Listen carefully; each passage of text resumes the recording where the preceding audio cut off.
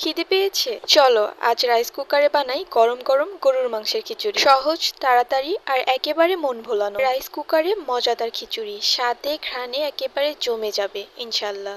বানানো একদম সহজ, চলুন দেখে নেই রেসিপিটা। তো মেইন যে দুইটি উপাদান চাল আর ডাল, সেগুলো ধুয়ে রেডি করে নিয়েছি। প্রথমে অল্প পরিমাণ তেল দিয়ে ধুয়ে রাখা চাল ডালগুলো দিয়ে দিচ্ছি। এরপর দিয়ে দিব কুচি করে রাখা পেঁয়াজ এবং কাঁচামরিচ ফালি। সাথে আমি এখানে আদা রসুন বাটা, গরম মশলা বাটা সহ হলুদ লবণ অল্প পরিমাণে দিয়ে দিব। সবকিছু অল্প করে দেওয়ার কারণ হলো এই যে খিচুড়ির সাথে যে গরুর মাংসগুলো দিয়ে দিব সেগুলোর সাথে সব মশলাপাতি অলরেডি দেওয়া আছে। ফ্রিজে যদি আগে থেকে রান্না করা থাকে তাহলে তো রান্না করতে আরো সময় কম লাগে। যেহেতু বাসায় রান্না করা ছিল না তাই রান্না করে নেওয়া হয়েছে। তো এখন সবকিছু দিয়ে ভালো করে মাখিয়ে নিব।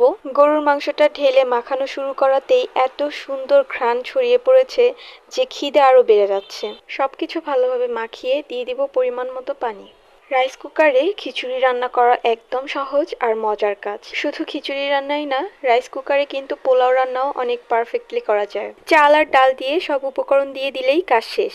রান্নার মাঝে নেই কোনো ঝামেলা, আর খিচুড়ির স্বাদও থাকে একদম জমজমাট। সবকিছু তো ভালো করে মেশানো শেষ, এরপর কুকারে বসিয়ে দিয়ে ঢাকনাটা দিয়ে দিলাম। কয়েক মিনিট পর ঢাকনা খুলে নেড়েচেড়ে দিচ্ছি।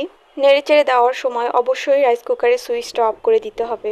আর খিচুড়িতে পানিও কম হয়েছিল তাই আমি আরও পানি অ্যাড করে দিয়েছি। খিচুড়ি হওয়ার আগ মুহূর্তে আমি দিয়ে দিচ্ছি জিরার গুঁড়া এবং গরম মশলার গুঁড়া। মশলাগুলো ছিটিয়ে ঢাকনা দিয়ে দিয়েছিলাম, এরপর আবার ঢাকনা খুলে উপর দিয়ে ছিটিয়ে দিয়েছি ধনিয়া পাতা, যা খিচুড়ির গন্ধ ও স্বাদকে আরও বাড়িয়ে দেয়। ধনেপাতা খিচুড়িতে দিলে খিচুড়ি হয়ে ওঠে যেন একদম তাজা ও সুগন্ধময়। এই সবুজ পাতাগুলো খিচুড়ির সঙ্গে মিশে যেন একটা পারফেক্ট কম্বিনেশন। ধনেপাতা দেওয়ার পর ঢাকনাটা আবার একটু খুলে ভালো করে নেড়ে চেড়ে খিচুড়ির সাথে মিশিয়ে দিলাম। সুন্দর করে সব মিশে গেছে, আর ধনেপাতা দেওয়ার পর খাবারের স্বাদ তো অলরেডি দ্বিগুণ বেড়েই গিয়েছে। এরপর দিয়ে দিলাম একটুখানি ম্যাজিক, মানে পেঁয়াজের মচমচে বেরেস্তা। সবশেষে প্লেটে তুলে নিচ্ছি মচমচে বেরেস্তা আর ধোয়া ওঠা গরম গরম খিচুড়ি। এটাই হচ্ছে ঘরের খাবারের সুখ। আর একটা কথা বলে নেই, রাইস কুকারে খিচুড়ি রান্না করতে গেলে আমি যতবার ঢাকনা খুলেছি এতবার ঢাকনা খোলারও প্রয়োজন হয় না, একবারই সবকিছু দিয়ে উঠিয়ে দিলেই হয়ে যায়। আবার চাইলে আমি যেমন একটার পর একটা উপকরণ দিয়েছি এভাবেও করা যায়। তোমরা হয়তো ভাবছো খিচুড়ি তো সবার ঘরেই হয়, কিন্তু প্রতিটি ঘরের গল্প আলাদা। এই ছিল আজকের রান্না। বেরেস্তার মচমচে আওয়াজে তো পাশের বাসার আন্টিও জানালায় উকি মারছে। কি করব বলো, স্বাদটা তো আর লুকোনো যায় না। আরও এমন ঘরোয়া রান্না পেতে চোখ রাখো আমার সাথে। দেখা হবে পরের রান্নায়।